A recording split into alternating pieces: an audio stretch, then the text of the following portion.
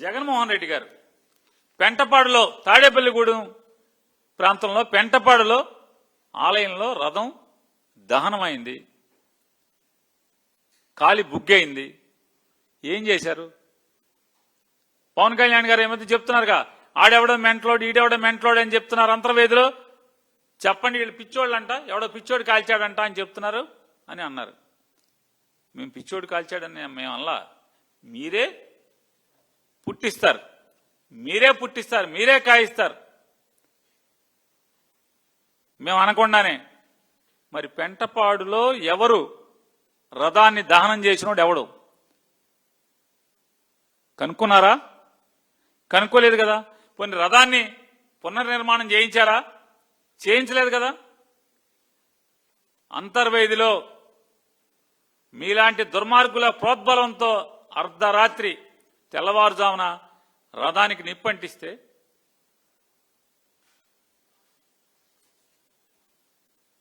ఎన్నాళ్ళు చేయించాం? సుమారుగా 123 రోజుల్లో.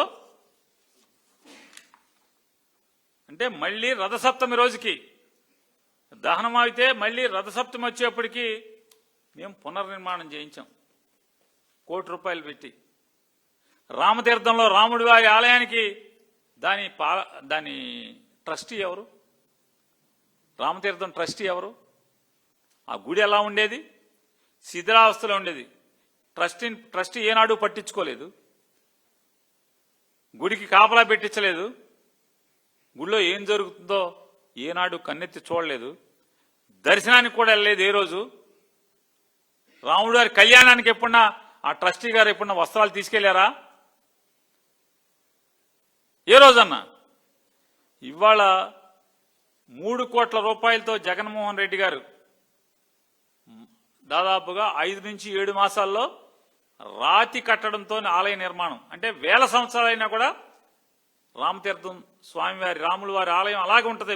1000 సంవత్సరాలైనా సరే రాతి నిర్మాణం ₹3 కోట్ల నిర్మాణం చేసి వెంటనే స్వామివారి విగ్రహ ప్రతిష్ఠ చేయడం జరిగింది. అంతర్వేదిలో 123 రోజుల్లో రథాన్ని మళ్లీ పునర్నిర్మాణం చేసి స్వామివారికి రథసప్తమి రోజు రథం ఊరేగింపు నాటికి అప్పచెప్పడం జరిగింది. ఏ ఒక్క రోజన్నా మీ జన్మలో, మీ రాజకీయ జన్మలో, మీ జీవితంలో ఒక్కరోజన్నా జగన్మోహన్ రెడ్డి గారి లాగా ఒక్క కార్యక్రమం చేశారా? మీరు బెదవాడలో కూల్చినటువంటి అన్ని ఆలయాలు జేసీబీలతో ప్రొక్లైన్లతో కూలదయించినటువంటి ప్రతి ఆలయాన్ని జగన్మోహన్ రెడ్డి గారు నిర్మాణం చేయించాడు. మీరు క్రైస్తవుడు క్రైస్తవుడు క్రైస్తవుడు అని చెప్పని బురద చిమ్ముతున్నారు, విషం చిమ్ముతున్నారు కదా. కేవలం క్రిస్మస్ రోజు ఒక్కరోజే చర్చికి వెళ్ళేటువంటి మీరు క్రైస్తవుడిగా ముద్రేసి రాక్షస ఆనందాన్ని పొందుతున్నటువంటి ఆ వ్యక్తి జగన్మోహన్ రెడ్డి గారే కట్టించాడు. ఇవన్నీ మీరు బెదవాడలో కూలదేసిన ఆలయాల్ని కట్టించాడు.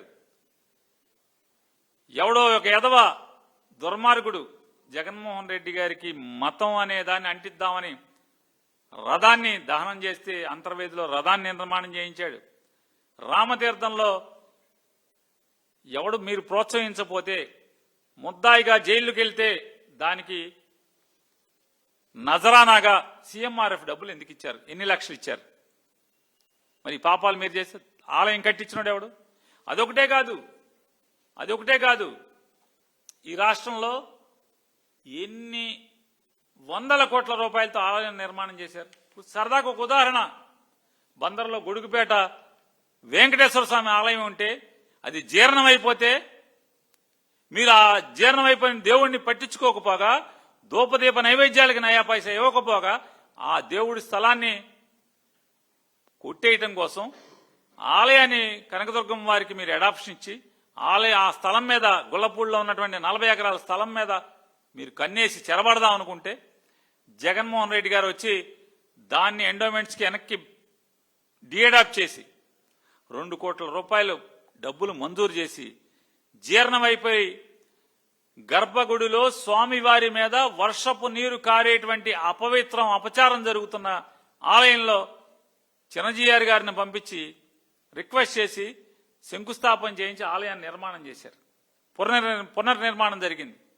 ఇట్లాంటి అనేక ఆలయాలు ఇవాళ శ్రీవాణి గురించి చంద్రబాబు నాయుడుకు పవన్ కళ్యాణ్ గారు సిగ్గు ఎగ్గు లేకుండా, దేవుడు అనేటువంటి పాపభీతి లేకుండా శ్రీవాణి ట్రస్ట్ డబ్బులు 500 దేవుడికి జమ చేస్తున్నారు, మిగతా డబ్బులు వెయ్యని చెప్పని పచ్చిగా పవన్ కళ్యాణ్ గారు మాట్లాడారు.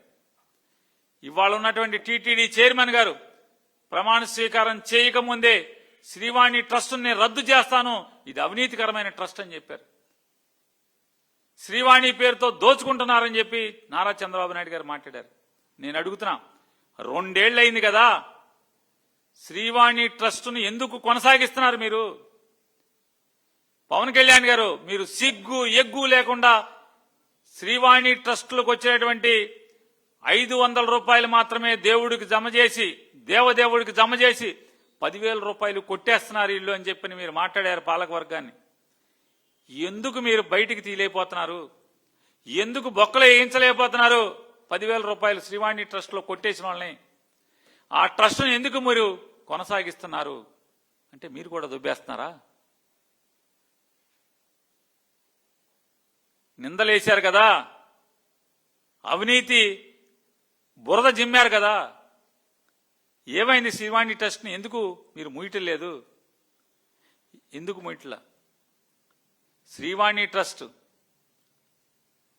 శ్రీవారి టెంపుల్స్ ని పునర్నిర్మాణం చేసేటువంటి ఆ ట్రస్ట్ ద్వారా జగన్మోహన్ రెడ్డి గారి సంకల్పంతో, ఆలోచనతో బ్లాక్ లో ఎట్లాగూ టికెట్లు అమ్ముతున్నారు, బ్లాక్ లో టికెట్లు కొంటున్నారు. నారా చంద్రబాబు నాయుడు గారు, నేను మిమ్మల్ని ఛాలెంజ్ చేస్తున్నా, మీకు నిజంగా నిజాయితీ ఉంటే గనక, శ్రీ వెంకటేశ్వర స్వామి మీద మీకు భక్తే ఉంటే గనక, ఇవాళ కొండ మీద జరిగేటువంటి అవినీతి అపచారాల్ని మీరు చూడరా? మీరు కనపడరా? మీకు కనపడవా అని అడుగుతున్నాను. రూమ్ ఇవ్వాలంటే ఎంత తీసుకుంటున్నారు కొండ మీద? ఇవాళ రిజర్వే అంటే దర్శనం టికెట్ ఆల్రెడీ ఆన్లైన్లో కొనుక్కున్న వాళ్ళు రూమ్ కావాలంటే ఎంత డబ్బులు తీసుకుంటున్నారు? 1,500 నుంచి 2,000 రూపాయలు నిర్లజ్జగా బరి తెగించి ఆలయ కౌంటర్లో తీసుకుంటున్నారని ఏ భక్తుడిని అడిగినా చెప్తున్నారో చెప్పట్లేదా? కొండ దిగొచ్చిన ప్రతి భక్తుడు చెప్తున్నాడు కదా, అవినీతి పెచ్చు పేరిపోయింది చంద్రబాబు నాయుడు కాలంలో అని చెప్పి. దర్శనానికి టోకెన్లు కొండ కింద నుంచి కొండ మీదకి నడిచి రాకపోయినా సరే నడిచి వచ్చినట్టు బ్రోకర్లు ట్యాగ్ వేయిస్తున్నారా, వేయించట్లేదా? ట్యాగ్ వేయించి వాళ్ళని తీసుకెళ్లి విజిలెన్స్ లోపల కొంతమంది విజిలెన్స్ వాళ్ళు వీళ్ళందరూ కుమ్మక్కై వాళ్ళకి అప్పచెప్తే వాళ్ళు సరాసరి ఒక ఎమ్మెల్యేనో ఒక ఎంపీనో తీసుకెళ్లి దర్శనం చేయిస్తున్నారా, చేయించట్లేదా? మనిషికి 6,500 రూపాయలు తీసుకుంటున్నారని భక్తులు ఆరోపణ చేస్తున్నారు కిందకు వచ్చి. ఎందుకు కంట్రోల్ చేయరు? విజిలెన్స్ ఏమైపోయింది? నిద్రపోతుంది ఎందుకని? భక్తుల్ని ఎవరిని అడగండి, నువ్వు చూసావా? మరి భక్తులు వచ్చి మొత్తం చెప్తున్నారండి, చంద్రబాబు నాయుడు గారు, పవన్ కళ్యాణ్ గారు, మీకు పట్టవా అని అడుగుతున్నాను. ఆఖరికి శ్రీవాణి దర్శనం కావాలన్నా సరే 10,500కు తోడు 2,000 రూపాయలు ఇస్తే దొరుకుతుందని అందరూ చెప్తున్నారు, భక్తులందరూ చెప్తున్నారు, వెళ్ళొచ్చిన వాళ్ళు చెప్తున్నారు. ఎందుకు అవినీతి పెచ్చుపేరిపోతుంది? కంట్రోల్ ఎందుకు చేయలేకపోతున్నారు మీరు? కేవలం జగన్మోహన్ రెడ్డి గారి మీద విషం చెమ్మటం, దేవుడి పేరుతో అసత్యాలని పోగేసి జగన్మోహన్ రెడ్డి గారిని బలి తీసుకుంటాకి ప్రజల్లో రాజకీయంగా మీరు ఎదుర్కోలేక చేయడం తప్పితే